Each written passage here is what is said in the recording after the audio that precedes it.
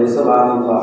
এরপর আনাস ইবনে মালিক রাদিয়াল্লাহু তাআলা ওই ব্যক্তির দিকে ইশারা করে বলে, হে আল্লাহ রাসূলের সাহাবী, আমি আল্লাহ রাসূলের সাথে আমার একটা সুন্দর মজার একটা ঘটনা ঘটেছে, বলতাম কিনা? ওই সাহাবী বলেন, হে আনাস বলো, তুমি না বললে আমরা কোথায় থেকে শুনবো?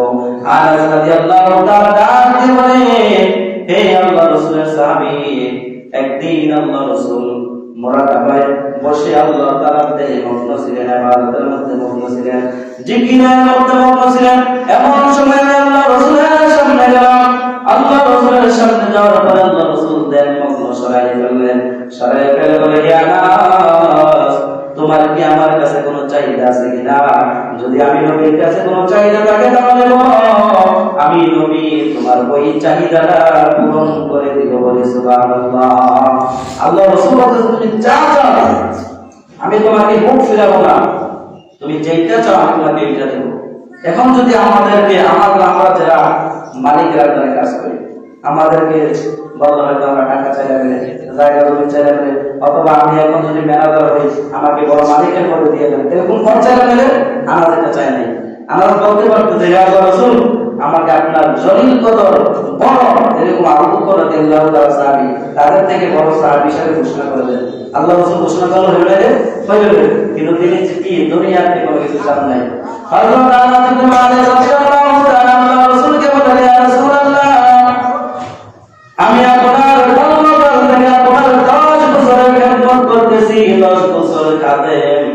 যখন পানির গ্লাস নিয়ে আসি আপনার নুরানি চেহারার দিকে আমি তাকাই, যখন বাতের প্লেটটা নিয়ে আসি আপনার নুরানি চেহারার দিকে তাকাই, যখন গোসলের কাপড় নিয়ে আসি আমি আপনার নুরানি চেহারার দিকে তাকাই। ইয়া রাসূলুল্লাহ, 10 বছর পর্যন্ত তাকাইতেছি, কিন্তু আমার মন থেকে আমার মনের মধ্যে তৃপ্তি মেটে না। সুবহানাল্লাহ। একদিন দুই দিন তিন দিন এরকম কি 10 বছর আল্লাহ রাসূলের দিকে তাকাইতেছে, কিন্তু এরপর বলতে আমার মন ভরে না। ইয়া রাসূলুল্লাহ, আপনি যে আমাকে চাইতে বলছেন, আমি এমন একটা জিনিস চাইবো, আপনি আমাকে দিতে হবে। আল্লাহ রাসূল বলেন, তুমি চাও, যেটা চাও দেব। বলে, ইয়া রাসূলুল্লাহ, আমি দুনিয়ার কোনো জিনিস চাইবো না, আমি আখিরাতের জিনিস চাইবো, আপনি দিবেন কিনা? ফেসাইতেছে যে আল্লাহ রাসূল দিবেন কিনা। আল্লাহ রাসূল বলছে, হে আনাস, আমি যেন নবী, আমি কখনো মিথ্যা কথা বলবো না, তুমি যেই চাও তুমি যদি তোমাকে সুপারিশ করে জান্নাতে নিতে, আমি এই দেওয়ার কাছে তুমি কি বলবো? তখন আনাস ইবনে মালিক রাদিয়াল্লাহু তাআলা আল্লাহ রাসূলকে বলেন, ইয়া রাসূলুল্লাহ, ইয়া হাবিবাল্লাহ, 10 বছর আপনার খেদমত করে আমার মন করে না। হে আল্লাহ রাসূল, আপনি যে জান্নাতের মধ্যে থাকবেন, ওই জান্নাতে আমি আনাসকে খাদেম হিসেবে রাখিয়া দেন। সুবহানাল্লাহ। আনাসকে খাদেম হিসেবে রাখিয়া দেন। আল্লাহ রাসূল তাকে বলেন, আমার প্রিয় সাহাবী আনাস, আমি তো মনে করছি তুমি দুনিয়ার কোনো কিছু চাইবা, তুমি হয়তো তোমার মনে হইতেছে তুমি একটা ছোট জিনিস চাইতেছ, কিন্তু তুমি ছোট জিনিস চাও না রে আনাস। আমি যেই জান্নাতে থাকবো ওই জান্নাতের খাদেম যদি তুমি হইতে চাও, আর আমি নবী যদি গ্রহণ করে নেই, সুপারিশ করি, তাহলে আমি নবী যেই জান্নাতে থাকবো তুমি আনাসকেও সেই জান্নাতে থাকতে হবে। বলি সুবহানাল্লাহ। তাহলে কি আনাস ওই জান্নাতে থাকতে হবে না? আমার যদি খেদমত করে, আমি মসজিদে আমি রোগে থাকি, আমার খেদমত করলে রোগা এসে করতে হবে না?